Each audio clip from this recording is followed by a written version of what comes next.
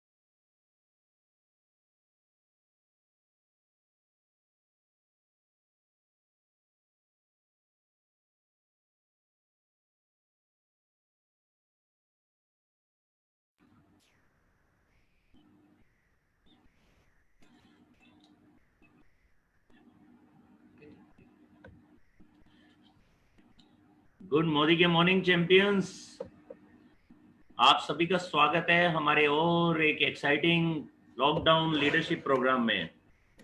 और आज का दिन बहुत स्पेशल है, आप सब जानते ही हैं। दोस्तों, ये याद रखिएगा कि जब भी हम कुछ सोचते हैं तो हमारे दिमाग से कुछ इलेक्ट्रोमैग्नेटिक वेव्स निकलती हैं, उससे सब कुछ हो सकता है। टोयोटा ने एक ऐसी व्हील चेयर बनाई है जिससे सिर्फ दिमाग से उसकी हमने डायरेक्शन देनी है, राइट या लेफ्ट, तो वो राइट या लेफ्ट मूव कर जाती है। ऐसे ही एक ऐसा कंप्यूटर बन रहा है जिससे कर्टेन को खोला जा सकता है, कर्टेन को बंद किया जा सकता है, सिर्फ दिमाग से सोचने के बाद ही। उसको इंस्ट्रक्शन वैसे नहीं देनी है, उसे कुछ स्विच ऑन ऑफ करना है, वो हो सकता है। तो दिमाग की ताकत से क्या हो सकता है, ये आज इंसान जानता है। तो आज लॉकडाउन लीडरशिप प्रोग्राम के अंदर आप जानते हैं कि हम किसी न किसी ऐसी शख्सियत से मिलते हैं जिन्होंने अपने दिमाग की ताकत से सब कुछ कर दिया। और आज हम लकी हैं कि एक ऐसी शख्सियत हमारे बीच में है जिन्होंने ये बिजनेस हमारे को दिखाया, जिन्होंने हजारों लाखों लोगों को ये रास्ता दिखाया। आज पूरे इंडिया के चहेते हैं, बहुत अच्छी तरीके से अपनी लीडरशिप से पूरे इंडिया के अंदर उन्होंने बहुत अच्छे मूवमेंट्स किए हैं। वो ना कि जीबीडी हैं, वो जीबीडी क्रिएटर हैं, और ना कि मिलेनियर है, वो मिलेनियर क्रिएटर हैं।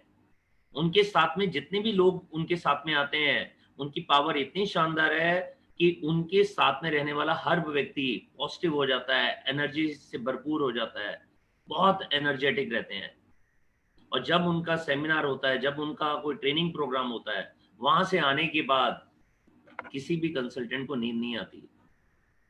उसके लिए चैंपियन बनना, चैंपियन की बातों को सोचना, चैंपियन के एक्शन लेना, सब कुछ उनके लिए बड़ा आसान दिखना शुरू हो जाता है, क्योंकि उनके रास्ते बहुत आसान होते हैं।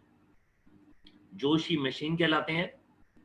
और आप सब लोगों को ये बताते हुए मुझे बड़ी खुशी होती है कि हमारे को इस बिजनेस में लाने वाले हमारे जो मेंटर हैं, जिन्होंने हर कदम पर हमारा साथ दिया, जिन्होंने बहुत अच्छे सिस्टम बनाए, जिन्होंने पूरे अपनी टीम को बहुत अच्छी लीडरशिप सिखाई, और आज वो हजारों लोगों की लाइफ चेंज कर चुके हैं, लाखों लोगों का को उस रास्ते पर लेकर जा रहे हैं जिस रास्ते पर एक ही चीज मिलनी है, वो है खुशी। जिस पर एक ही चीज मिलनी है उसका नाम है सक्सेस। जिस पर मिलना है हर एक व्यक्ति को मिलेनियर बनने का रास्ता। तो मैं ज्यादा टाइम ना लेते हुए मैं बुलाना चाहूंगा हमारे great upline, great mentor, one and only global black diamond director, very energetic, very positive, very dynamic, हमारे तरुण भाई को जोरदार तालियां थम्स अप कर सकते हैं, ताली बजा सकते हैं अपने अपने घरों से, और तरुण भाई का हम स्वागत करेंगे। तरुण भाई, आपका स्वागत है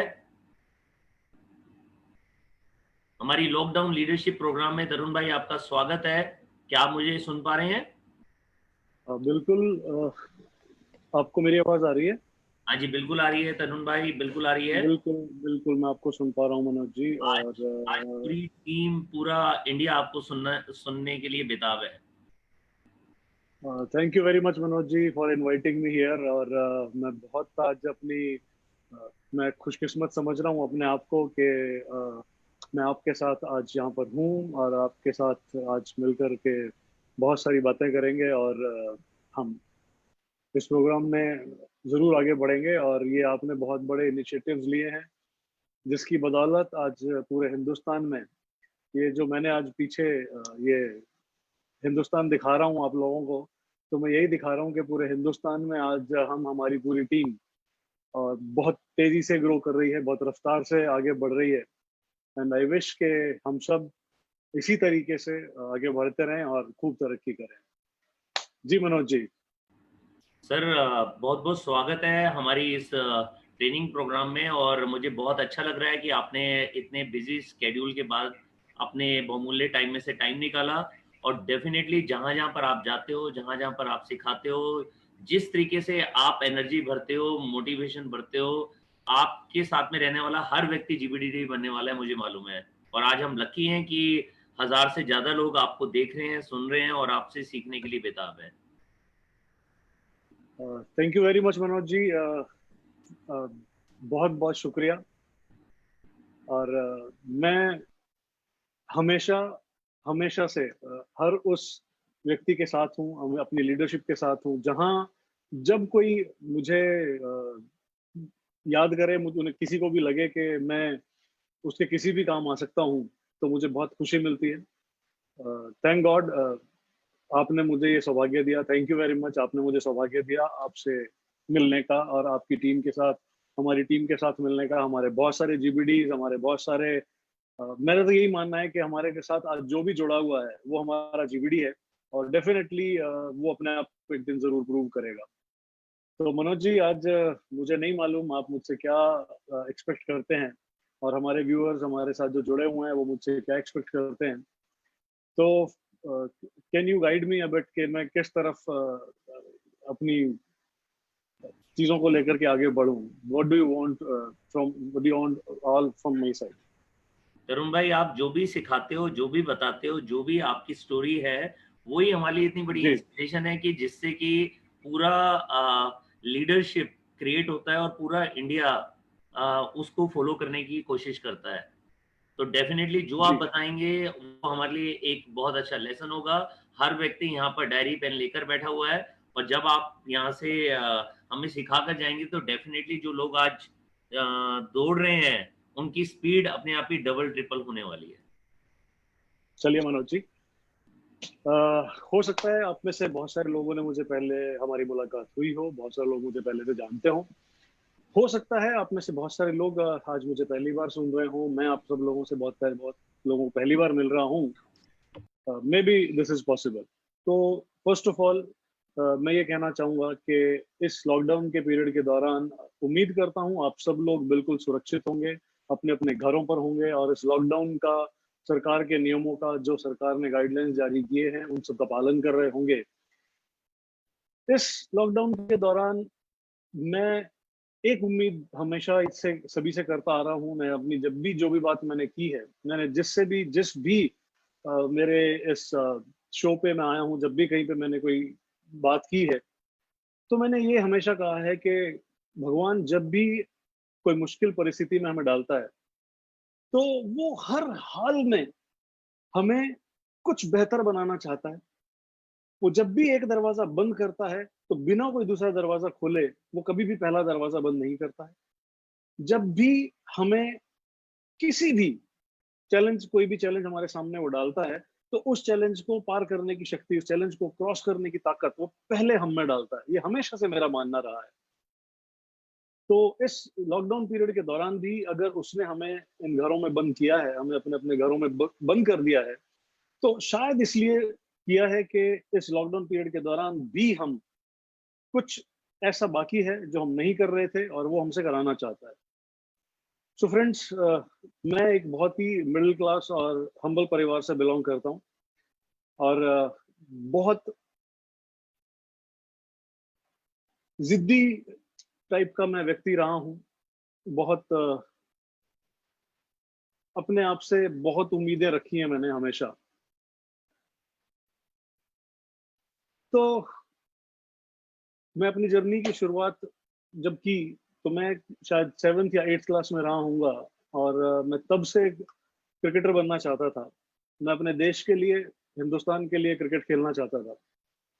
और वो सिर्फ इसलिए नहीं कि मुझे सिर्फ क्रिकेट खेलना था, पैसा कमाना था या कुछ और, या पूरे देश दुनिया में फेमस होना था। उसके लिए 2 रीज़न थे, 2 मेरे पास कारण थे। पहला था कि मैं अपने देश के लिए कुछ कर सकूँ, और दूसरा था कि पूरी दुनिया मुझे पहचान सके। और उसके साथ मैंने अपनी ज़िंदगी, जब मैं होश में आया, तो मैं मानता हूँ कि तभी हमारी ज़िंदगी की शुरुआत होती है।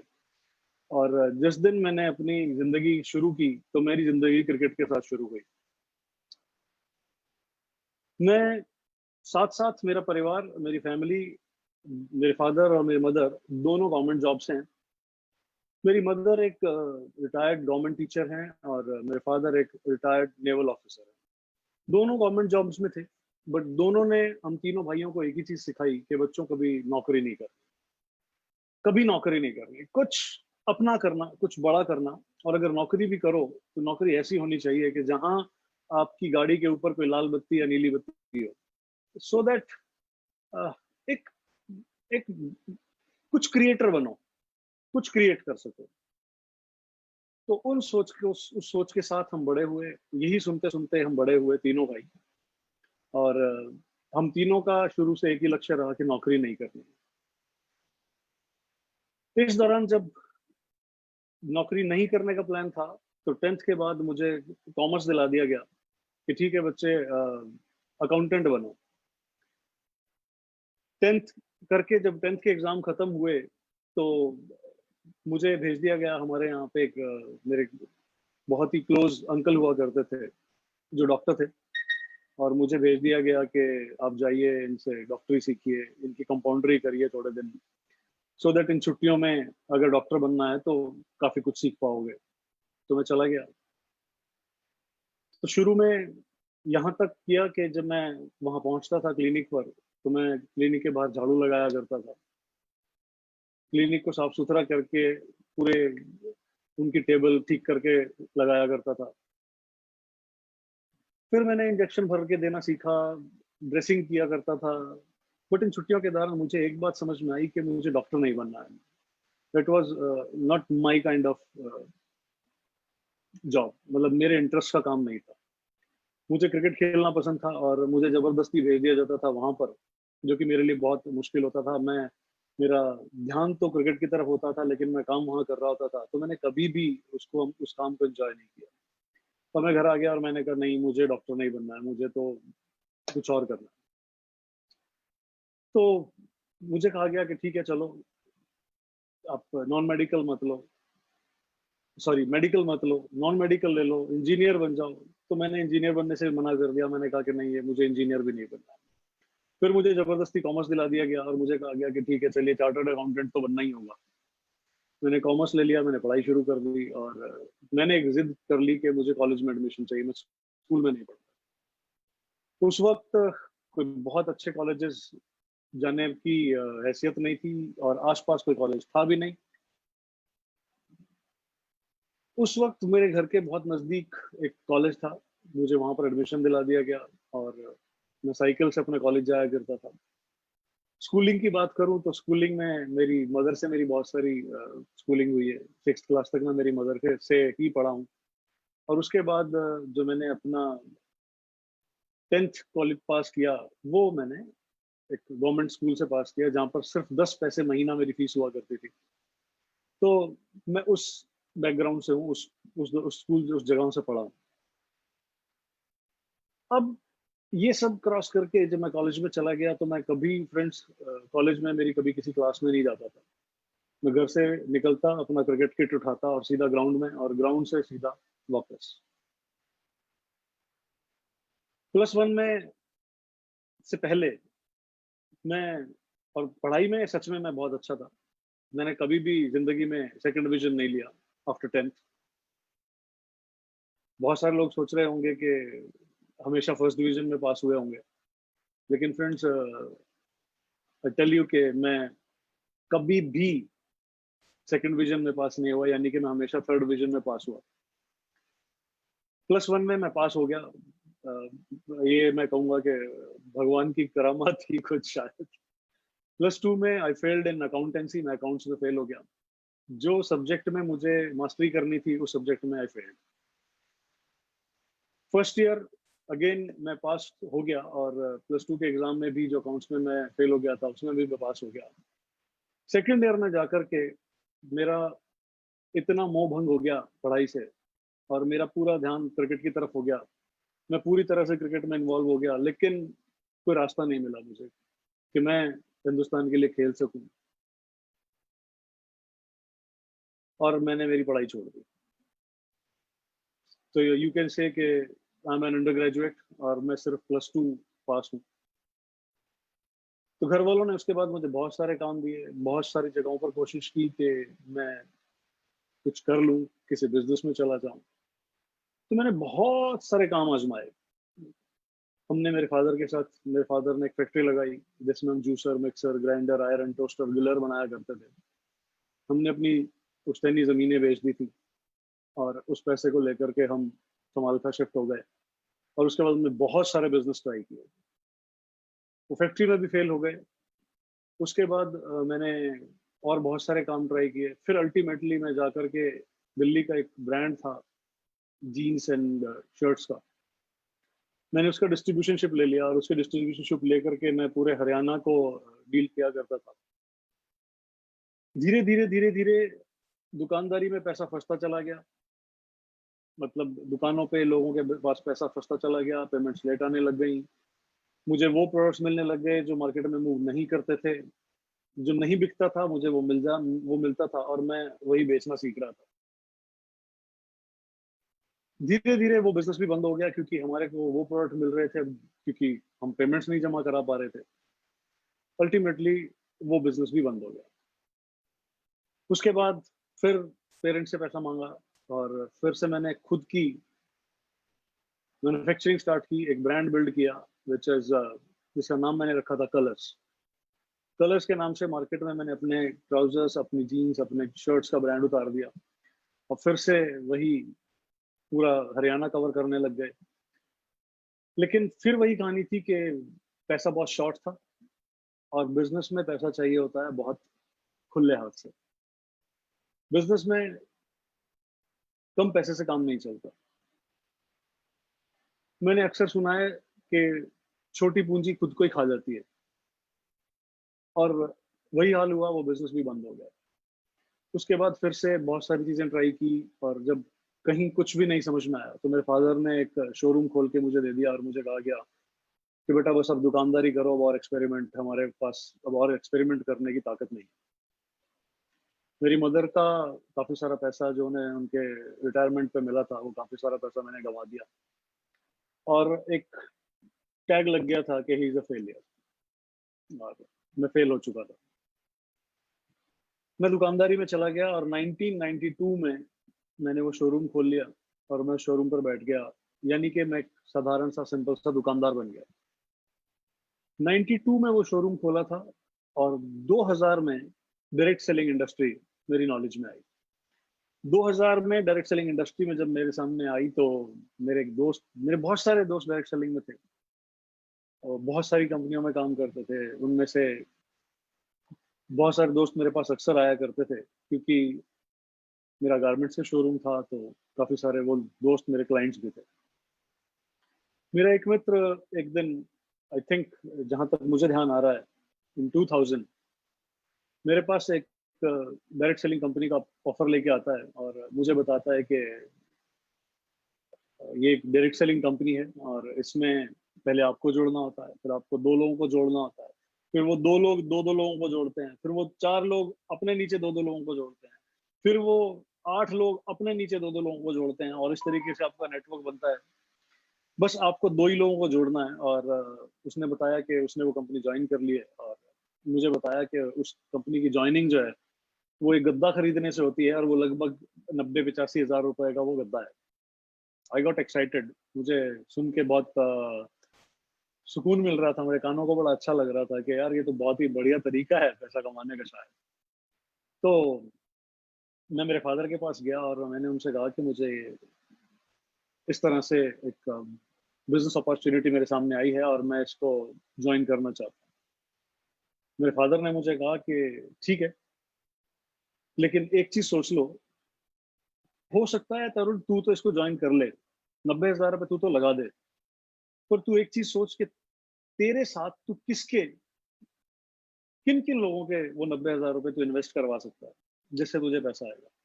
मुझे लगा शायद बात तो ठीक कह रहे हैं, तो मैं चुपचाप वापस आ गया, मेरा दिमाग चलने लगा और मैंने मेरे उस दोस्त को मना कर दिया कि नहीं यार, मैं ये ज्वाइन नहीं करना चाहता, मुझे ये कुछ अच्छा नहीं लग रहा कि ये गद्दा 90,000 रुपए का क्यों। तो उसने बहुत समझाने की कोशिश की और उसने मुझे बहुत कन्विंस करने की कोशिश की, बट मेरी समझ में वो चीज़ नहीं आई और मैंने उसको मना कर दिया। फिर थोड़े दिन बाद वो फिर आता है और आकर के मुझे बताता है कि देख तूने मना कर दिया था और आज ये मेरा चेक आ गया है 1,00,000 रुपए का। गॉट सरप्राइज्ड, मुझे बहुत हैरानी हुई और मैंने कहा क्या बात है, चलिए कंग्रेचुलेशन, आगे बढ़ो। तो उसने फिर से मुझे उस दिन मोटिवेट करने की कोशिश की, मैंने फिर से मना कर दिया। फिर थोड़े दिन बाद आया, फिर उसने बताया कि देखो मेरा चेक 2,00,000 रुपए हो गया है। मैंने फिर से उसे कॉन्ग्रेचुलेट किया, वो फिर से चला गया मुझे समझा बुझा के, और उसने मुझे कहा कि नहीं तेरे बस का खेल ही नहीं है, तू कर ही नहीं सकता, तेरे मतलब का काम ही नहीं है, तेरे बस का ही नहीं है। तो मैंने कहा ठीक है यार, हाँ मेरे बस का नहीं है। थोड़े दिन बाद वो फिर आया और उसने बाहर एक चमचमाती हुई गाड़ी खड़ी थी और उसने मुझे बताया कि उसने इस बिजनेस से गाड़ी खरीद ली। मेरे अंदर से कहीं से इच्छा हो रही थी कि काश मैं इस बिजनेस को ज्वाइन कर पाता अगर ये प्रोडक्ट सही होता, पर मुझे क्योंकि वो प्रोडक्ट अच्छा समझ में नहीं आ रहा था, और मुझे मेरे फादर की एक ही बात याद आ रही थी कि तू तो ज्वाइन कर लेगा लेकिन तू किसको कराएगा। तो मैंने फिर से मना कर दिया और वो उसने दोस्ती में जैसे होता है, उसने भी मुझे काफी ऐसे शब्द कहे कि छोड़ तरुण, तेरे बस का खेल नहीं है, तुझे कुछ करना नहीं शायद जिंदगी में, तू सिर्फ बातें करता है। और वो चला गया। थोड़े दिन बाद आया तो थोड़ा सा उसका चेहरा उतरा हुआ था और आकर के बैठ गया। काफी देर बातें करने के बाद उसने कहा कि तरुण यार, शायद कंपनी में कुछ गड़बड़ हो रही है, मेरा पिछले महीने का पे आउट नहीं आया। तो मैंने कहा इसका मतलब, तो मुझे लगा कि शायद वाकई में मैं सही हूँ, इसका मतलब ये अब कुछ गड़बड़ होने वाली है। चला गया, थोड़े दिन बाद आया और ही टोल्ड के उसने कंपनी छोड़ दी। आई गॉट सरप्राइज्ड, मैं बहुत हैरान हुआ। कहाँ, तो वो बहुत पैसे बना रहा था, गाड़ी ले आया था और मैं वो कंपनी छोड़ दी। तो आई गॉट सरप्राइज्ड और मैं अब इस बात पे और फर्म हो गया कि ये जो बिजनेस है, ये जो डायरेक्ट सेलिंग है, ये बहुत फालतू का काम है, ये शायद सही बिजनेस नहीं है। फिर थोड़े दिन बाद आया, उसने मुझे बताया कि तरुण भाई गाड़ी बिक गई, आज ये हालात हो गए हैं कि आज गाड़ी बेचनी पड़ी। मुझे बहुत दुख हुआ और अब मैं और कंफर्म हो गया कि ये डायरेक्ट सेलिंग इंडस्ट्री, ये कंपनियां सही नहीं है। कहाँ वो इतना ऊंचा उठा और कहाँ आज फिर से वो फर्श पर है। खैर थोड़े दिन और गुजरे, फिर थोड़े दिन बाद फिर से आ गया, फिर से थोड़ा सा एक्साइटमेंट दिखाया उसने, फिर से थोड़ा सा जोश दिखा रहा था। तरुण भाई इस बार एक बहुत अच्छी कंपनी ज्वाइन की। आई वाज सरप्राइज्ड, फिर से अच्छी कंपनी। मैंने कहा यार कुछ गड़बड़ है, क्या कंपनी। तो उसने मुझे बताया कि इस बार गोली बेचनी है। मैंने कहा गोली बेचनी है, मैंने कहा पहले गद्दा अब गोली। उसने कहा कि यस, मैंने एक ऐसी कंपनी ज्वाइन की है जो पूरे दुनिया में रेवोल्यूशन ले आएगी। मैंने कहा बहुत बढ़िया। तो उसने मुझे बताया कि एक ऐसी पिल है, एक ऐसी गोली है जो आप किसी पेट्रोल में या डीजल में मिला दो, उसमें डाल दो, तो आपके पेट्रोल का और डीजल का माइलेज बढ़ जाएगा, आपकी गाड़ियों का माइलेज बढ़ जाएगा। और ये आने वाले वक्त में एक रेवोल्यूशन साबित होगा। क्यों? क्योंकि आने वाले वक्त में गाड़ियां बढ़ेंगी, लोग बाइक बढ़ेंगी, गाड़ियां बढ़ेंगी, और ये इस पिल्स की डिमांड बढ़ेगी। मुझे लगा कुछ गड़बड़ है। मैंने कहा ठीक है, मुझे सोचने का मौका दो। और मैं फिर रात को सोचता रहा इस बारे में कि यार लग तो ठीक रहा है, वाकई में गाड़ियां तो बढ़ेंगी, और गाड़ियां बढ़ेंगी तो इसकी डिमांड भी बढ़ेगी। लेकिन एक छोटा सा सवाल मेरे दिमाग में कौन था कि यार तो ये मेरे पास क्यों आया है? अगर ऐसा होता तो क्यों ना ये कंपनी डायरेक्ट इंडियन गवर्नमेंट के साथ कोलैबोरेट करती और इंडियन ऑयल के पंप्स के साथ कोलैबोरेशन करती और बाकी सारी ऑयल कंपनी के साथ कोलैबोरेट हो जाती और वहां से ये गोली बिक जाती। अगले दिन मैं जैसे ही मेरी दुकान पर पहुंचा, मेरे शोरूम पे पहुंचा, ये दोस्त फिर आ गया एंड ही सेड, और बता भाई क्या सोचा, क्या सोचा? तो मैंने उसको मना कर दिया। मैंने कहा नहीं यार, एक बात बता, तू मेरे पास क्यों आया? तू किसी पेट्रोल पंप पर जा, किसी पेट्रोल पंप के बाहर जाकर के खड़ा हो और वहां ये गोलियां बेच, तो शायद तेरी गोलियां ज्यादा बिकेंगी। इसे तेरा दिमाग खराब है, तेरी समझ में बात आ ही नहीं सकती, तेरे बस का नहीं है ये। और वो पैर पटकता हुआ वापस चला गया। थोड़े दिन बाद फिर आया एंड ही सेड, ये देख मेरा 1 लाख रुपए का चेक आ गया है। ये देख, थोड़े दिन बाद फिर आया, मेरा 2 लाख रुपए का चेक आ गया है। थोड़े दिन बाद फिर आया, ये देख मैंने कंपनी का टॉप टाइटल अचीव कर लिया है। और फिर मुझे कहने लगा कि देख इस बार मैं इनोवा गाड़ी लेकर के आऊंगा। थोड़े दिन बाद वो दोस्त इनोवा गाड़ी ले आया और उसके बाद तो पूछो मत, मेरी हालत खराब थी। मुझे लग रहा था कि शायद मैं कोई गलती कर रहा हूँ। लेकिन थोड़े दिन बाद वो फिर आया और फिर उसने कहा कि मैं ये मेरी कंपनी छोड़ने वाला हूँ, मैनेजमेंट के साथ तू मैं हो गई है। और थोड़े दिन बाद फिर आया, फिर उसने कहा कि मैंने ये कंपनी छोड़ दी है। थोड़े दिन बाद फिर आया, उसने कहा कि गाड़ी बिक गई। और मैं बिल्कुल कंफर्म हो गया कि किसी भी कीमत पर अब डायरेक्ट सेलिंग नहीं करनी होगी। ये डायरेक्ट सेलिंग कंपनियां बेकार हैं, बर्बाद हैं। फिर थोड़े दिन बाद आया और फिर कहने लगा कि इस बार तो मैं बस पूछ मत कैसी बढ़िया कंपनी, जबरदस्त कंपनी लेकर के आया हूँ। और वो लेकर के आया फिर से मेरे सामने एक और नई कंपनी का प्रपोजल, और मैंने उसको इस बार बिल्कुल सिरे से मना कर दिया, बिल्कुल खारिज कर दिया। मैंने बिल्कुल उसको ये बोल दिया कि नहीं, किसी भी कीमत पर मैं कोई भी डायरेक्ट सेलिंग कंपनी में काम नहीं करूंगा। इस बार फिर से उसने बहुत सारी तरक्की की, बहुत बड़ा, बहुत कुछ दिखाया कि ये हो सकता है, ये हो सकता है, मैं ये कर सकते हैं। इस बार मेरी टीम में ऑल्टोज की लाइन लग जाएगी, इस बार मेरी टीम में ये हो जाएगा, इस बार मैं इतनी गाड़ियां ले आऊंगा। उसने बहुत कुछ मोटिवेट करने की कोशिश की, लेकिन मैं पूरी तरह से इस इंडस्ट्री के अगेंस्ट जा चुका था। मैं पूरी तरह से इस इंडस्ट्री के खिलाफ हो चुका था। मेरी समझ में बात आ गई थी, एक मिनट मेरी समझ में पूरी तरह एक बात आ गई थी कि अब मुझे किसी भी कीमत पर डायरेक्ट सेलिंग में काम नहीं करना है। मैं फर्म हो चुका था कि मेरा मेरा फैसला बिल्कुल सही है, ये कंपनियां खराब है। फिर से वही हुआ। थोड़े दिन बाद उसी नंबर से कॉल कर लेगा, पता कर लेगा। फिर से मैंने सॉरी फिर से उसने वो कंपनी छोड़ दी और फिर से उसकी गाड़ियां सब खत्म हो गया। और मैं एकदम निश्चित हो गया, कंफर्म हो गया, मेरे दिमाग में बात छप गई कि ये बिल्कुल बकवास बिजनेस है, इससे घटिया बिजनेस हो नहीं सकता, ये थर्ड क्लास है। और मैंने बिल्कुल इस तरह के कोई भी बिजनेस से दूरी बना दी। कोई भी मेरे पास अगर आता तो मैं स्ट्रेट फॉरवर्ड साफ शब्दों में मना करता कि मेरे सामने इस तरह के किसी भी व्यापार की, किसी भी बिजनेस की बात मत करिएगा।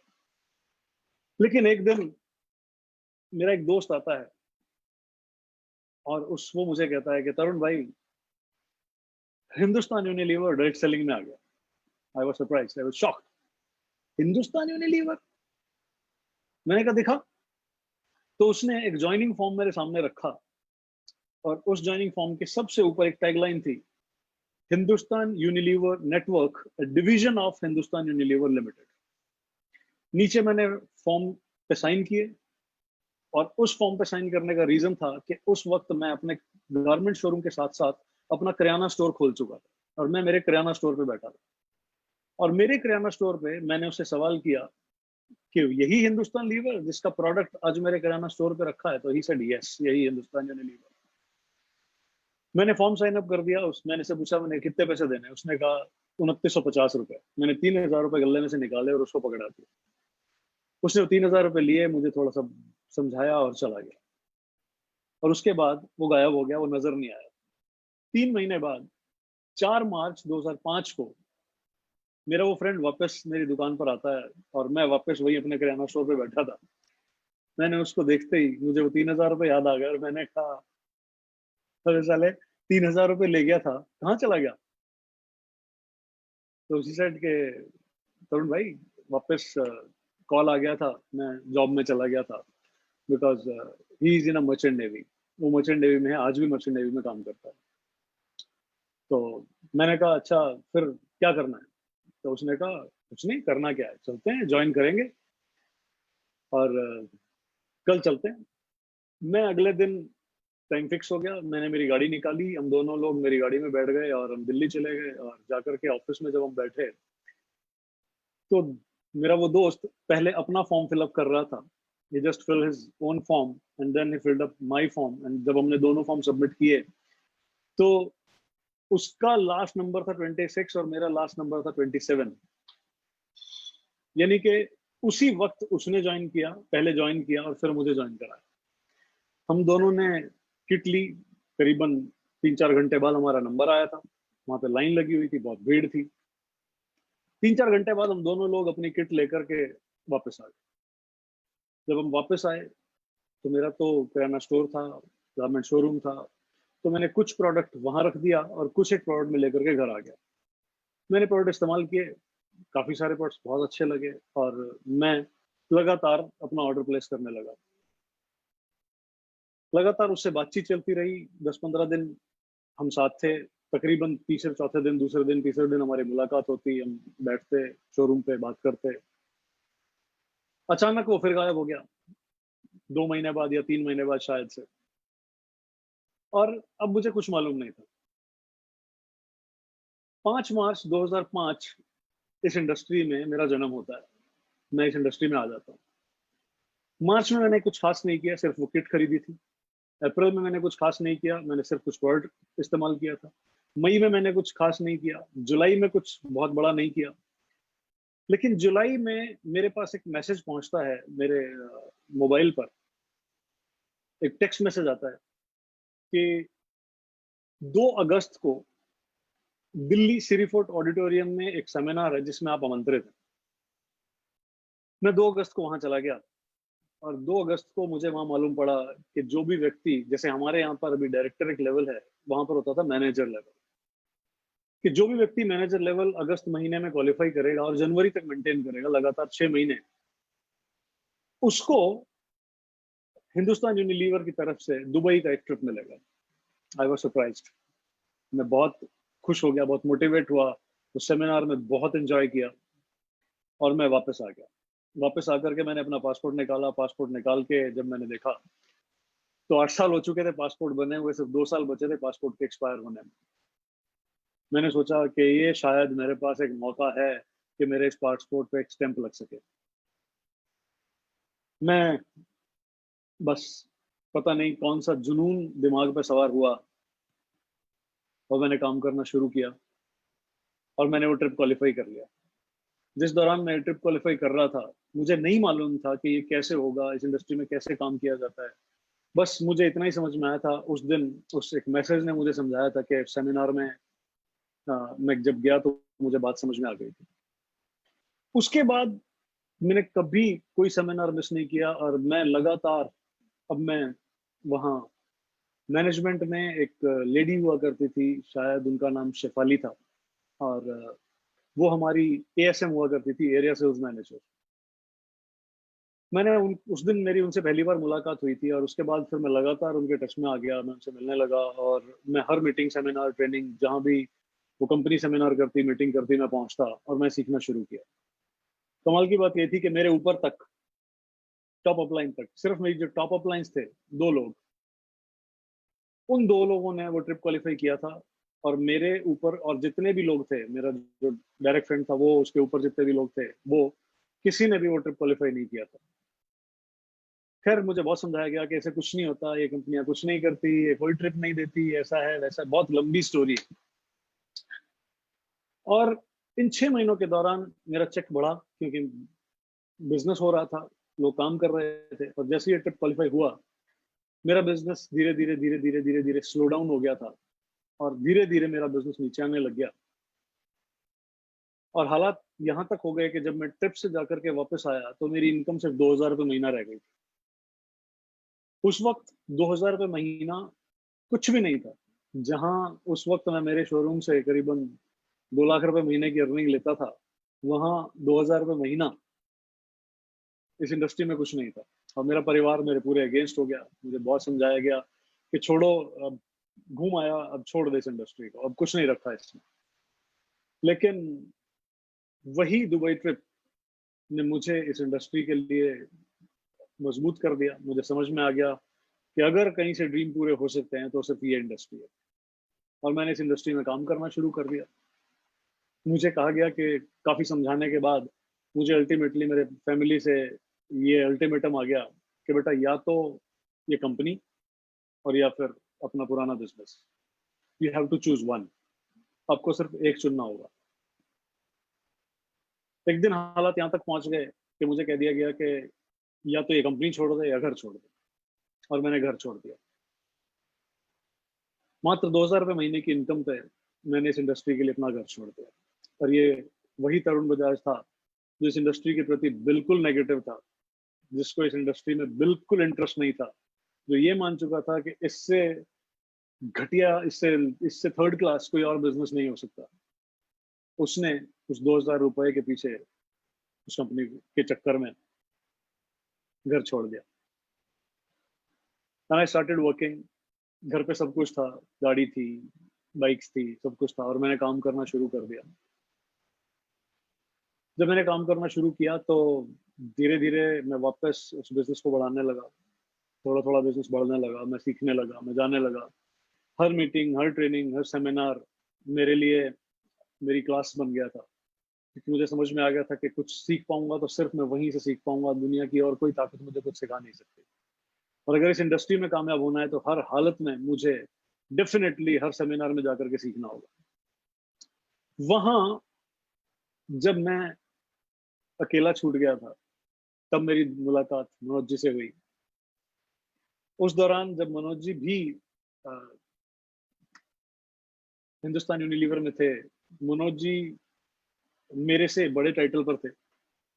मनोज जी वहां पर काफी एक्सपीरियंस थे, इन्होंने वहां पर काफी अच्छी अचीवमेंट्स ली थी। और वहां हमारी दोस्ती हुई और हम सब लोग मिलकर के काम करने लगे।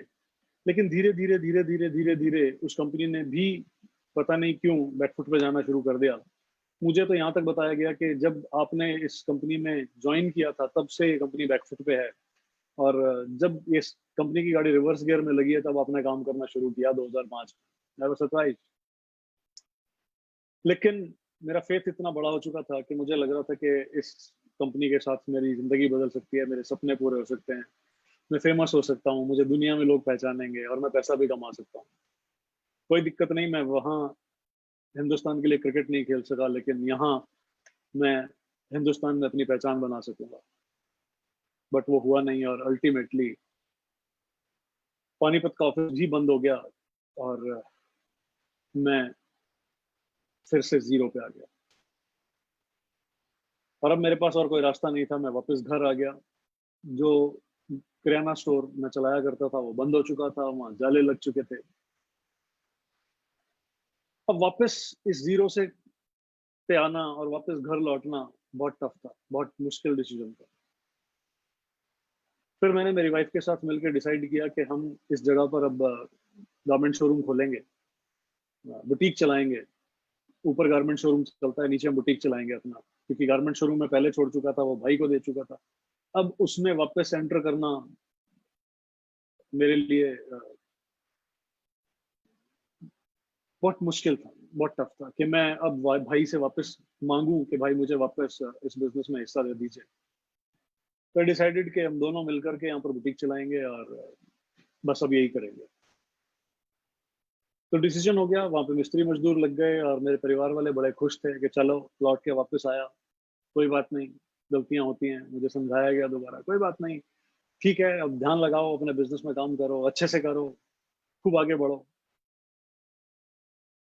वहाँ मिस्त्री मजदूर काम कर रहे थे और मेरा दिमाग घूम रहा था कि यार डायरेक्ट सेलिंग ही है जहाँ से सपने पूरे हो सकते हैं। यहाँ तो फिर वही सुबह 9 से रात के 9 की ड्यूटी हो जाएगी और जिंदगी फिर वही एक बंधुआ मजदूर की जैसी हो जाएगी। तो फिर से मेरे दिमाग में एक दिन ख्याल आया कि क्यों ना वापस एक बार ढूंढा जाए, शायद कोई कंपनी ऐसी हो जहां पर जो मेरी जिंदगी बदल सके, जो मेरे सपने पूरे कर सके।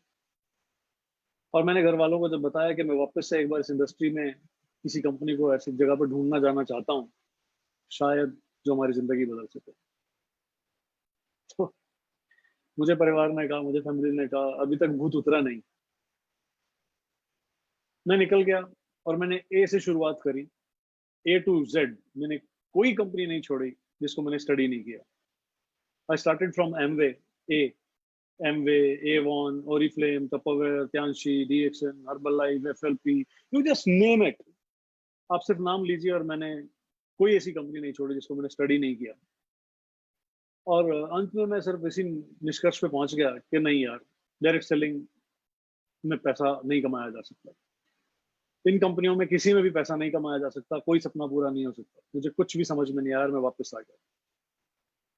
ऐसे ही खाली था, एक दिन फेसबुक पर बैठा हुआ था, अचानक मैंने इधर से हेलो भेज दी और सामने से भी हाय आ गई, इमीडिएट हाय आ गई, रिप्लाई आ गया। बात शुरू हो गई। उन्होंने पूछा, hope you how how you doing Tarun ji, what are you doing, hope you are doing great. मैंने कहा सर जस्ट रिजाइंड। सबने कहा व्हाट रबिश, ये क्या किया। और कॉल आ गया 2 मिनट बाद कि तरुण जी ये क्यों किया, रिजाइन क्यों कर दिया, आप तो अच्छा कर रहे थे, उतार चढ़ाव आते रहते हैं, चीजें होती रहती हैं, आप दिल्ली से डील करो, क्या हो गया आज एक ऑफिस बंद हो गया तो। और ये व्यक्ति थे मिस्टर प्रशांत प्रेम। प्रशांत प्रेम जी हिंदुस्तान यूनिलीवर में हमारे साथ 3 साल उन्होंने एज अ रीजन हेड उन्होंने काम किया था। वो हमारे रीजन के हेड रहे थे और हमने उनके साथ 3 साल काम किया था। और उन्होंने ही पानीपत में हिंदुस्तान यूनिलीवर के साथ हमारे लिए एक ऑफिस खोल के दिया था। प्रशांत जी ने मुझे बहुत समझाने की कोशिश की, कई दिन समझाया कि तरुण वापस चले जाओ, कर लो काम शुरू। बट जब मैंने उनको ये कह दिया कि नहीं सर अब नहीं हो सकता, और ये मैंने रिजाइन किया था 31 मार्च 2005 को, ये मैंने लास्ट क्लोजिंग वहां पर की थी। 1 अप्रैल को वो ऑफिस बंद हुआ था और 6 अप्रैल 2012 को मैंने वहां रिजाइन कर दिया था। और ये बात होगी आई थिंक 10-15 अप्रैल की। और उसके बाद प्रशांत जी से एक बार मुलाकात करने का मौका मिला। उन्होंने कहा ठीक है चलिए मिलते हैं किसी दिन। वो मिलने आए, उन्होंने कहा कि मोदी केयर कर लो, और आई स्ट्रेट फॉरवर्डली रिजेक्टेड। मैंने साफ शब्दों में मना कर दिया कि नहीं सर, मोदी केयर नहीं होगी। प्रशांत जी ने कहा कि क्यों क्यों नहीं होगी। मैंने कहा प्रशांत जी 7 साल हो गए मुझे इस इंडस्ट्री में काम करते हुए, 5 साल तो मैंने कुछ नहीं देखा, किसी कंपनी के बारे में ना सुना ना समझा ना किसी को बोलने दिया। 5 साल मुझे सिर्फ इतना ही समझ में आया था, जब मैं कंपनी की मीटिंग में जाता था तो एक ही बात समझने को मिलती थी कि इस इंडस्ट्री को 5 साल देने पड़ेंगे। और मैंने 5 साल जुनून के साथ दिए, बिल्कुल किसी को नहीं सुना। लेकिन उसके बाद 2 साल मैंने पूरी इंडस्ट्री को सुना है, समझा है। शायद ही कोई कंपनी ऐसी बची होगी जिसका बिजनेस प्लान मेरे पास लोग लेकर नहीं आए। शायद ही कोई आदमी ऐसा बचा होगा, शायद ही कोई कंपनी ऐसी रही होगी जो मुझ तक नहीं पहुंची। पर मैंने कभी भी मोदी केयर का नाम तक नहीं सुना। तो उन्होंने कहा चलिए एक बार आप देख लीजिए तरुण जी, एक बार आप समझ लीजिए, ना फिर समझ में ना आए तो फिर आप ना कर दीजिए। तो प्रशांत जी ने मुझे समझाना शुरू किया और मैंने कहा कि मैं एक बार ऑफिस में आना चाहूंगा। मुझे बिल्कुल याद है कि उस दिन छुट्टी का दिन था, ऑफिस क्लोज थे मोदी केयर के, लेकिन मैंने प्रशांत जी को कॉल मिलाया और मैंने कहा प्रशांत जी आपसे एक बार मिलना चाहता हूँ। मैं उनसे मिलने चला गया और उन्होंने ऑफिस खुलवाया। उस ऑफिस में सिर्फ 3 लोग थे, एक पियोन, एक प्रशांत जी और एक मैं 2-3 घंटे उनके साथ वहां पर बैठा रहा और मैं चीजों को समझता रहा।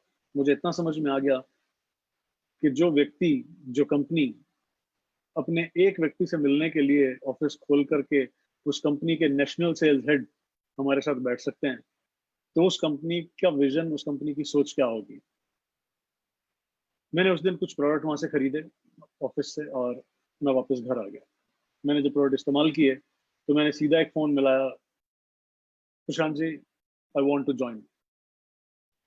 मैंने दोबारा मिलने गया, मैंने ज्वाइन कर लिया और मैंने 1 मई 2012 को मोदी केयर को शुरू कर दिया। अब मेरे घर वाले फिर से परेशान थे कि ये फिर से वापस घुस रहा है, फिर से ये अपनी जिंदगी बर्बाद करेगा। मुझे बहुत सारी बातें फिर से सुनने को मिली। उधर से शोरूम का काम लगभग कंप्लीट हो चुका था। 30 मई को शोरूम की ओपनिंग रखी गई थी, 30 मई 2012, और 1 मई को मैंने मोदी केयर शुरू कर दिया। It was a big surprise for my family कि इसने फिर से गलत डिसीजन ले लिया है और अब ये फिर से परेशान होगा, फिर से अपनी कुछ साल बर्बाद करेगा, और अब ये शोरूम भी फिर कौन चलाएगा, अब ये शोरूम फिर से बंद हो जाएगा। बहुत मुझे समझाया गया, लेकिन मैंने कहा कि मुझे सिर्फ 1 साल का वक्त दे दीजिए, और अगर 1 साल में कुछ नहीं हुआ तो मैं वापस लौट आऊंगा। मेरे फादर थोड़ा गुस्से में थे। उन्होंने कहा, क्या कर लेगा तू 1 साल में? सेम सिचुएशन तूने हिंदू मोदी केयर के वक्त भी कही थी। जब हमने मोदी केयर तुझे छोड़ने को कहा था दुबई ट्रिप के बाद, तब भी तूने 1 साल मांगा था, और उस 1 साल के बाद तूने क्या कर लिया, और अब वापस 1 साल के बाद तू क्या कर लेगा?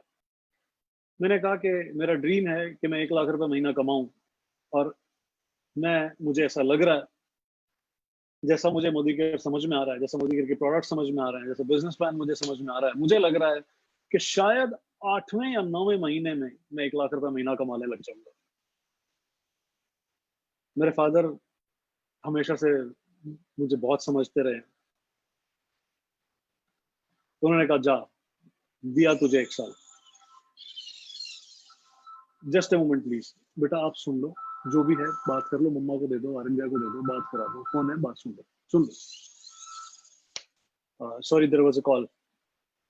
तो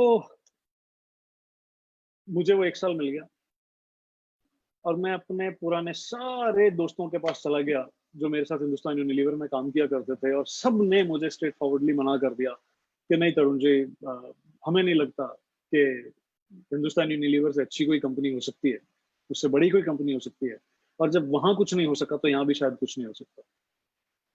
बट आई स्टार्टेड, मैं शुरू कर चुका था 1 मई 2012। 30 मई को पहली क्लोजिंग, उधर से मेरी उस शोरूम की ओपनिंग हो रही थी, उधर से मेरी क्लोजिंग चल रही थी, और मैंने मेरे शोरूम पे बैठ के मोदी केयर के साथ मेरी पहली क्लोजिंग करी थी। फ्रेंड्स, 8 महीने बीत गए, और 9वें महीने में चेक वाज 1 लाख रुपीज। मैं 9वें महीने 1 लाख रुपए पे आ गया था, and my whole family was very happy. वो बहुत खुश थे सब कि मेरा एक सपना पूरा हो गया। और अब विजन इतना बड़ा हो गया था, अब समझ में आ गया था कि मोदी केयर क्या चीज है। जो काम मैं 7 साल में नहीं कर पाया था, उन 7 सालों में मेरा highest income was 42,000 rupees only, और वो भी सिर्फ एक बार। जिंदगी में कभी दोबारा 42,000 का इनकम चेक मैंने नहीं लिया था। उसके बाद मैं लगातार आगे बढ़ता चला गया, और मैं अपने सिस्टम क्रिएट करता चला गया। मैं काफ़ी सारे टूल्स मैंने मोदी केयर में रह करके बनाए, काफ़ी सारे सिस्टम क्रिएट किए, और अपने सब दोस्तों के साथ मिलकर के मैं आगे बढ़ता चला गया। मेरी मुलाकात वापस मनोज जी से हुई।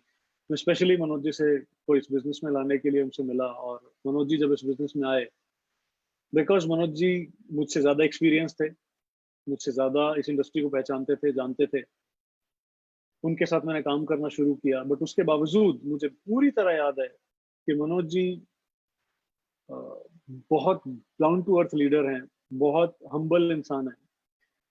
मनोज जी ने कभी ऐसा नहीं जताया कि उनको बहुत नॉलेज है, वो बहुत बड़े लीडर रह चुके हैं, जबकि वो वाकई में मोदी केयर में बहुत बड़े लीडर रह चुके थे, वहां से ये गाड़ी अचीव कर चुके थे।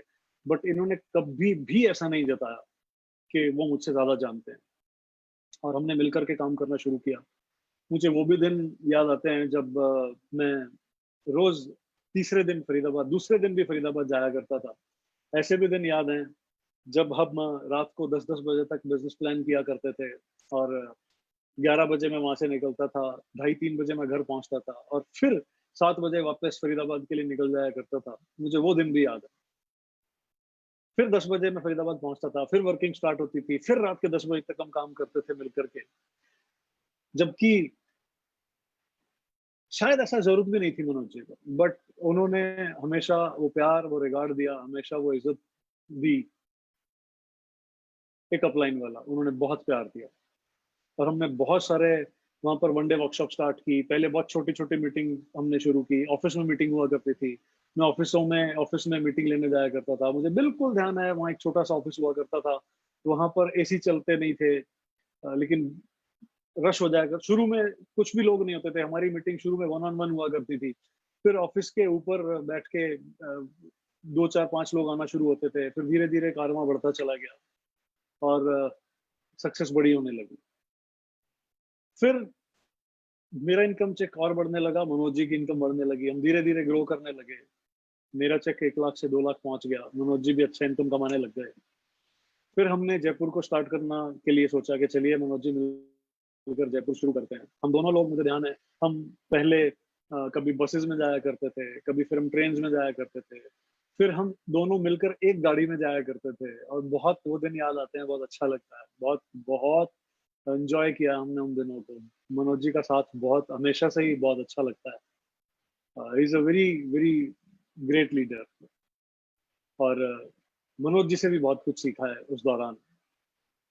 यस, उसके बाद सिस्टम क्रिएट करते चले गए और हमारे सिस्टम बड़े होते चले गए और हम सब बहुत कामयाब होते चले गए। और इसमें सबसे बड़ा रोल जो था वो था मोदी केयर के प्रोडक्ट्स का, क्योंकि मोदी केयर के जो प्रोडक्ट्स हैं वो हर इंसान इस्तेमाल कर सकता है। मैं आप लोगों से एक बात कहना चाहता हूँ कि आप किसी भी कंपनी का चुनाव कैसे करें, मोदी केयर के प्रोडक्ट्स कैसे सही हैं, उसके लिए सिर्फ एक लाइन में आपको समझाना चाहता हूँ, एक बात बताना चाहता हूँ, अपना एक्सपीरियंस शेयर करना चाहता हूँ।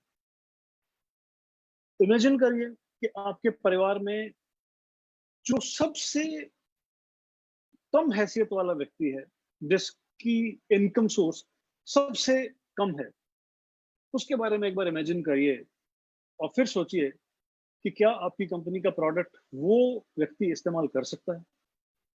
अगर आपका प्रोडक्ट वो व्यक्ति इस्तेमाल कर सकता है तो फिर ये कंपनी आपके लिए है। क्यों? क्योंकि अगर हमारे परिवार का, हमारे फैमिली मेंबर्स, हमारी रिलेशनशिप में अगर कोई ऐसा व्यक्ति, अगर कोई भी एक ऐसा दोस्त, अगर कोई भी ऐसा है जो आपका प्रोडक्ट इस्तेमाल नहीं कर सकता, तो फिर समझ लीजिए कि उस कंपनी में ग्रोथ आना थोड़ा सा मुश्किल रहेगा। जब आपका प्रोडक्ट आपके परिवार का हर एक कम से कम इनकम कमाने वाला व्यक्ति अगर इस्तेमाल कर सकता है, तो समझ लीजिए आपकी ग्रोथ निश्चित। तो मोदी केयर के प्रोडक्ट्स का सबसे बड़ा रोल रहा, क्योंकि ये प्रोडक्ट्स बहुत बहुत बहुत बढ़िया प्रोडक्ट्स हैं और इतने अफोर्डेबल प्राइसेस में अवेलेबल हैं कि हर कोई आदमी इन्हें इस्तेमाल कर सकता है। और फिर जब मैं ये प्रोडक्ट्स लेकर के हम लोग किसी के पास जाते थे, उसको एक बार देकर के आते थे, तो उसका रिपीट ऑर्डर आता था, क्योंकि इसका प्राइस मार्केट के प्रोडक्ट के प्राइस के आसपास था। तो जो सबसे इंपॉर्टेंट रोल प्ले किया वो इन प्रोडक्ट्स ने किया। उसके बाद दूसरा रोल जो प्ले किया वो प्ले किया हमारे बिजनेस प्लान ने, और तीसरा रोल जो प्ले किया वो प्ले किया मोदी केयर की मैनेजमेंट ने, और चौथा रोल जो प्ले किया वो प्ले किया हमारी लीडरशिप ने। उसके बाद हम सब बढ़ते चले गए, 1 लाख से 2 लाख, 2 लाख से 4 लाख, 4 लाख से 8 लाख, 8 लाख से 16 लाख रुपए महीने की इनकम तक मैं पहुंच गया। बहुत सारे लीडर्स आज मोदी केयर से बहुत बड़ा पैसा बना रहे हैं, लाखों रुपए महीना एंजॉय कर रहे हैं। आज अगर मैं बात करूं तो मनोज मलिक जी भी पिछले महीने अपना हाईएस्ट चेक ले चुके हैं। आज हमारे पास हमारी बहुत सारी टीमों में बहुत सारे जीबीडी टॉप टाइटल आ चुके हैं, जो वहां खुद टॉप टाइटल पाना एक सपना था उस कंपनी में, वो आज यहाँ पर हमारी टीमों में बहुत सारे लीडरशिप पा चुकी है। यहाँ पर सिर्फ हमारा कामयाब होना हमारी कामयाबी नहीं है।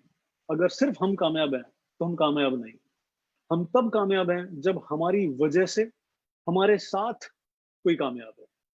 और आज मुझे बहुत खुशी होती है जब हमारी टीम में हमें मालूम पड़ता है कि एक और नया जीबीडी आ गया, तो बहुत खुशी होती है फ्रेंड्स। जब मालूम पड़ता है कि एक नई गाड़ी आज आ गई, तो बहुत खुशी होती है फ्रेंड्स। ये हमारी सक्सेस है। और आज सक्सेस वहां पहुंच चुकी है कि आज लगभग हर रोज आई एम टेलिंग यू, हर रोज एक गाड़ी मोदी केयर में हमारी टीम में आ जाती है ऑन एन एवरेज। आज बहुत सारी गाड़ियां हमारी टीमों में आ चुकी हैं। अब लग्जरी गाड़ियों की शुरुआत हो चुकी है। सबसे पहले हमारी टीम में जो लग्जरी गाड़ियां आनी शुरू हुई, तो वो भी शुरुआत हुई मनोज जी की टीम से। यहाँ पर आज जगत जी हैं, जिन्होंने शायद, जहां तक मुझे ध्यान आ रहा है, उनकी पहली शुरुआत उनकी थी, उनकी लग्जरी गाड़ी पहले उनकी गाड़ी थी, BMW X3।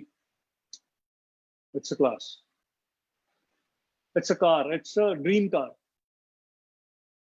उसके बाद तो फिर बहुत सारी गाड़ियां आई, ऑडी आई, मनोज जी की 5 सीरीज आई, कपिल वर्मा जी की वॉल्वो V90 आई, आज नरेंद्र खुरैनिया जी की गाड़ी आ चुकी है, Mercedes again, GLA, GL Mercedes, 70 lakh रुपए की गाड़ी है, नरेंद्र खुरैनिया जी की आ चुकी है।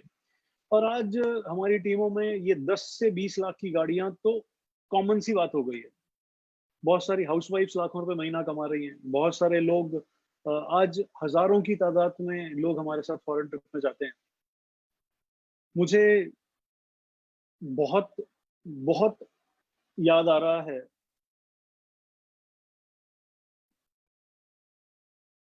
कि पिछली बार जहां 3000 लोग ट्रिप क्वालिफाई किए थे, वहां हमारी टीम से 1400 लोग थे जिन्होंने फॉरेन ट्रिप क्वालिफाई किया था। ये एक बहुत बड़ा नंबर था, और इन सब ने हमें मोटिवेट किया कि हम और आगे बढ़ें और कामयाब लोगों को बनाएं। आप ही लोग जो कामयाब होना चाहते हैं, वही लोग हमारी हिम्मत हैं। आप लोगों ने हम पे भरोसा किया, थैंक यू मनोज जी, आपने अपना भरोसा मुझे दिया, आपने हमारे साथ मिलकर काम किया, और हम आज इस सक्सेस को छू पाए, इस सक्सेस पे हम पहुंच पाए। बहुत सारे लोगों को, बहुत सारे लीडर्स को फाइनेंशियल आज़ादी दिला पाए, बहुत सारे ड्रीम्स पूरे कर पाए। बहुत सारे ऐसे परिवार हैं जिनकी जनरेशन्स में किसी ने विदेश यात्रा नहीं की थी, पासपोर्ट्स नहीं बनवाए थे। आज बहुत सारे ऐसे लोग हमारे साथ विदेश यात्राओं पर जाते हैं। तो बहुत खुशी मिलती है फ्रेंड्स, जब कोई भी व्यक्ति हमारे साथ मिलकर कामयाब होता है, और तब लगता है कि यस, वो दिन बहुत बढ़िया दिन था, वो दिन हमारी जिंदगी का टर्निंग डे था, जिस दिन मोदी केयर हमें मिला था। और आज हम शुक्रगुजार हैं उस भगवान के कि उसने हमें ऐसा, हमें जरिया बनाया बहुत सारे लोगों तक पहुंचने का, बहुत सारे लोगों तक ये सक्सेस पहुंचाने का। मैं बहुत बहुत शुक्रगुजार हूँ समीर जी का। दिन से मुलाकात के बाद तो फिर हमारे सपनों को पंख मिल गए। बहुत बहुत थैंकफुल हूँ मेरी एंटायर टीम का, जिनकी वजह से आज हम इस कामयाबी पर हैं, इस शिखर पर हैं। बहुत बहुत थैंकफुल हूँ मनोज जी, कपिल जी, आशुतोष जी, बहुत सारे लीडर्स का, जिन्होंने साथ मिलकर साथ निभाया और भरोसा किया, और उस भरोसे की वजह से आज हम यहाँ पहुंचे हैं। और फ्रेंड्स, मैं फिर से वापस अपने उसी वाक्य पर पहुंच रहा हूँ कि ऊपर वाला जब भी कोई मुश्किल डालता है, तो उस चैलेंज को पार करने की क्षमता हमें पहले देता है। आज ये लॉकडाउन का जो वक्त है, इस लॉकडाउन के वक्त में उसने शायद हमें इसलिए ये समय दिया है कि शायद हम वापस अपने अंदर जाएं, अपने आप को पहचानें।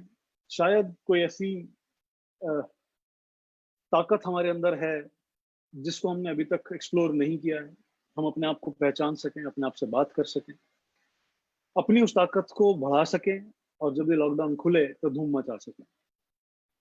मैं, जितने भी मेरे दोस्त, जितने भी लीडर्स अभी मुझे सुन पा रहे हैं, जितने भी लोग मुझे देख पा रहे हैं, मैं आप सबसे एक ही चीज चाहूंगा, I want you all to be a new you. मैं आप सबको इस लॉकडाउन के बाद एक नए अवतार में देखना चाहता हूँ।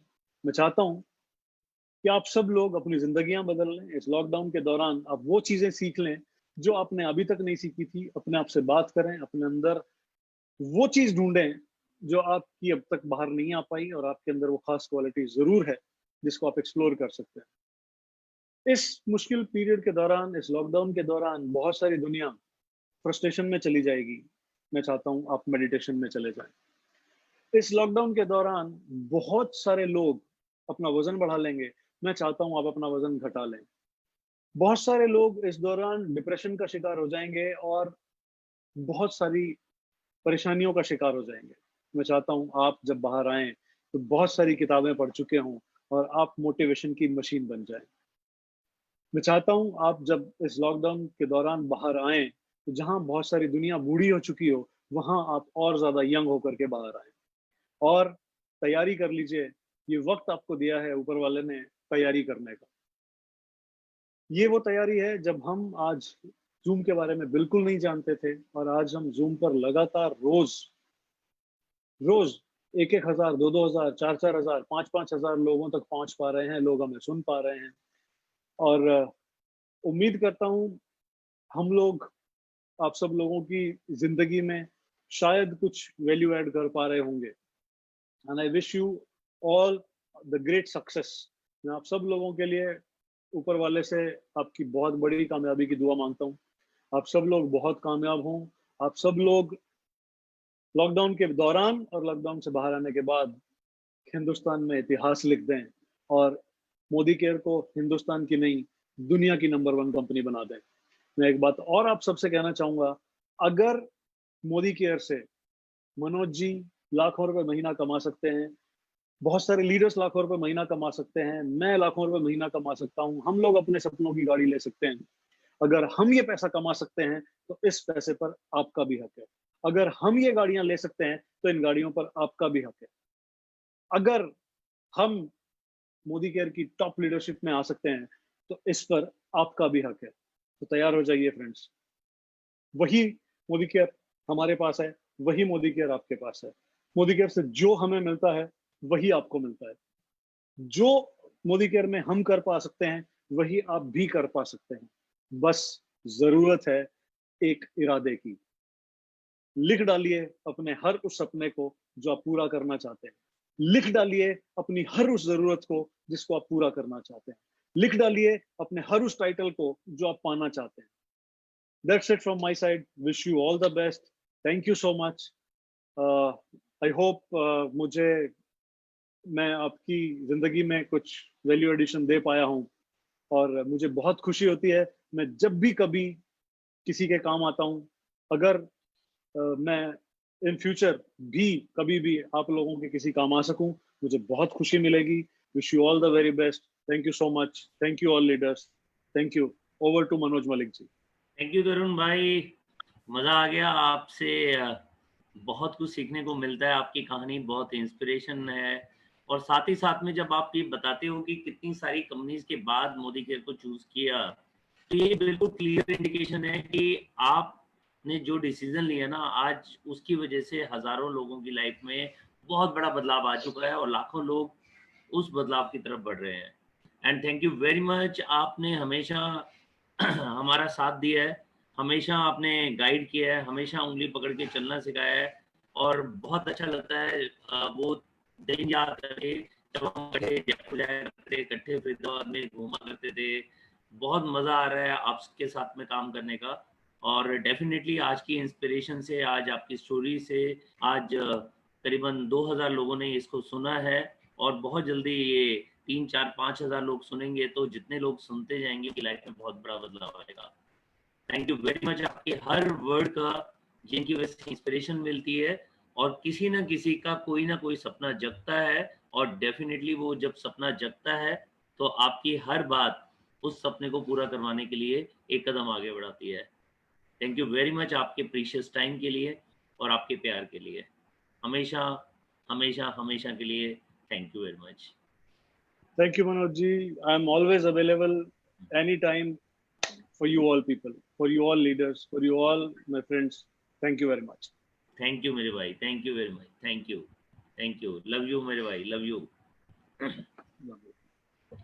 तो फ्रेंड्स, ये हमारे ग्रेट अपलाइन डायनेमिक लीडर तरुण भाई, जिन्होंने एक चीज बिल्कुल क्लियर करके बताई है कि Modi care is the best, और जितने लोग मोदी केयर में आएंगे उन सबके सपने जरूर पूरे होंगे। हजारों लोग आज की डेट में तरुण भाई के साथ में काम करके लाखों रुपए कमा रहे हैं। आज उनकी गाइडेंस में, उनकी गाइडलाइंस में, उनकी मेंटरशिप में लाखों लोग एक एक कदम आगे बढ़ाकर अपनी जिंदगी में बेहतरीन सपनों की तरफ बढ़ते जा रहे हैं। तो दोस्तों, ये टाइम जो तरुण भाई बता रहे थे कि लॉकडाउन का है, वास्तव में ये इंस्पिरेशन लेने का है, वास्तव में अपने आप को चेंज करने का है। जिस दिन तरुण भाई पहली बार आए थे नेटवर्क मार्केटिंग में मोदी केयर के अंदर, जिस दिन मैं पहले दिन आया था मोदी केयर के अंदर, हम दोनों ने एक ही चीज सोची थी कि हमने टॉप तक जाना है। एक डिसीजन लिया था, एक कमिटमेंट ली थी कि टॉप जाना है। हमने कमिटमेंट लिया था कि हमारे घर में हजारों की इनकम नहीं आएगी, लाखों की आएगी। जब तक हम कमिटमेंट नहीं लेते, जब तक हम बड़ा नहीं सोचते, तो बड़ा नहीं मिलता। ऐसे ही सैकड़ों हजारों लोगों ने ये प्रूव किया है कि उनकी सोच की बदौलत वो यहाँ तक पहुंचे हैं। ऐसी एक बहुत शानदार आपने एक स्टोरी सुनी हमारे ग्रेट अपलाइन की। उनको भी दुकान पर काम करना अच्छा नहीं लगता था, उनके भी बड़े बड़े सपने थे, और आज देखो कितनी शानदार इनकम कर रहे हैं और लग्जरी गाड़ियां दिलवा रहे हैं और लाखों की इनकम दिलवा रहे हैं। तो दोस्तों, हर कोई अपने सपने पूरे कर सकता है, कहीं भी हो सकता है कहीं ना कहीं उनको मौका मिल जाए, लेकिन मोदी केयर ऐसा प्लेटफॉर्म है जहां पर अपने सपनों के साथ अपनों के सपने पूरे करने का भी मौका मिलता है। आज ये वक्त आपको मिला है लॉकडाउन का, इसमें सोचिए कि इसके अलावा कौन सा जरिया है जिसमें आप और मैं मिलकर किसी और की लाइफ चेंज कर सकते हैं। लेकिन यहाँ पर मौका हमारे को मिल रहा है, तो आप भी तरुण भाई की स्टोरी से ये समझ लीजिए कि ये मौका हर एक को नहीं मिलता, भगवान ने आपको दिया है। तो मोदी केयर की पावर को समझिए। जब लॉकडाउन खत्म होगा तो पूरी तरह से चेंज होकर घर से निकलिए। तब तक जीबीडी बन जाइए अपने दिमाग से, अपने दिल से। हर वो चीज सीख लीजिए जो एक ग्लोबल ब्लैक डायमंड डायरेक्टर करता है, जो एक मिलेनियर करता है, जो 10 लाख रुपए महीना कमाने वाला करता है। जब वो सोच लेकर और वो उस इंस्पिरेशन के साथ आप जाएंगे तो डेफिनेटली आपके पास वो सब कुछ आएगा जो आज दिखाया जा रहा है। एक किसान से पूछें कि कैसे खेती करनी है, तो वो अगर जो सिखाएगा, अगर वो करना शुरू कर देंगे तो खेत तो हमारे भी लहलहाएंगे। ऐसे ही आज आप सीख कर जाइए कि किस तरीके से हर जीबीडी, हर आरबीडी, हर क्राउन कैसे वहां तक पहुंचा है, कैसे लाखों की इनकम तक पहुंचा है। इसलिए ये प्रोग्राम जिसका नाम है लॉकडाउन लीडरशिप प्रोग्राम आपके लिए रोज हाजिर होता है किसी नई स्टोरी के साथ, किसी नई कहानी के साथ, जो सच्ची कहानी होती है, जिसके अंदर कुछ नया सीखा जाता है। तो दोस्तों, कल हम फिर मिलते हैं। टाइम यही रहेगा 5 बजे का, और फिर एक नई स्टोरी, एक नए लीडर जो अपनी सक्सेस स्टोरी बताएंगे। और फिर एक बारी मैं तहे दिल से हम सब की तरफ से शुक्रिया अदा करूंगा हमारे ग्रेट अपलाइन तरुण जी भाई का, जिन्होंने अपनी स्टोरी बताकर आपको बहुत कुछ किया नया, कि कितने स्ट्रगल्स आते हैं जब भी कोई सक्सेस स्टोरी आती है उससे पहले। लेकिन एक वो व्यक्ति जो जुनूनी होता है, जिसके सपने बड़े होते हैं, वो हर स्ट्रगल को पार करके अपनी सक्सेस को भी लेता है। Thank you very much Tarun भाई ji, and thank you very much आप सब इस सक्सेस के रास्ते का एक हमारे साथी बन रहे हो, हर रोज हमारी इस मीटिंग में आते हो। कल फिर मिलेंगे एग्जैक्ट 5 बजे एक नई सक्सेस स्टोरी के साथ। और कल का दिन वैसे भी हमारे लिए बहुत अच्छा दिन है, क्योंकि कल हमारी ग्रेट अपलाइन सुरेखा भार्गव जी के साथ में आ रहे हैं, हमारी कंपनी के समीर सर, सुबह 11:30 बजे, जिनका एक बहुत सिंपल सी उन्होंने कोड की दिया है कि तुम मुझे ख्वाब दो, मैं तुम्हें आज़ादी दूंगा। तो अगर आज़ाद होना चाहते हो तो कैसे समीर जी हमारे लिए आज़ादी दे रहे हैं, कैसे आज लॉकडाउन के अंदर हमारी टीम के अंदर क्राउन डायमंड डायरेक्टर नहीं बन रहे हैं, कैसे आरबीडी नहीं बन रहे हैं, कैसे जीबीडी नहीं बन रहे हैं, कैसे लोग लाखों रुपए की इनकम कर रहे हैं, ये सब कुछ आपको पता चलेगा जब समीर मोदी सर को कल सुनेंगे। तो कल सुबह 11:30 बजे सुरेखा मैम के साथ में हम समीर मोदी सर को सुनेंगे, जिन्होंने आज लाखों लोगों को ये रास्ता दिखाया है। और बहुत सारे लोग आज अपने सपनों को पूरा कर चुके हैं, अपने शानदार घर ले चुके हैं, शानदार गाड़ियां ले चुके हैं, लग्जरी गाड़ियां ले चुके हैं और लाखों की इनकम ले चुके हैं। इवन हमारी टीम में 150 गाड़ियां आ चुकी हैं। इवन हमारी टीम में ही लगभग 100 लोग मिलेनियर बन चुके हैं, जो 10 लाख रुपए साल का कमा रहे हैं, और बहुत जल्दी वो 10 लाख रुपए महीना भी कमाएंगे। तो दोस्तों, कल सुबह 11:30 बजे समीर सर से मिलेंगे, सुरेखा मैम के साथ, और शाम को 5 बजे फिर एक नई स्टोरी के साथ मिलेंगे। तब तक के लिए थैंक यू वेरी मच कि आप यहाँ पर आए और आपने इतनी शानदार सक्सेस स्टोरी को सुना। Thank you very much Tarun भाई, once again, and thank you very much all champions, love you all, stay at home, stay safe, कल दोबारा मिलते हैं। Thank you.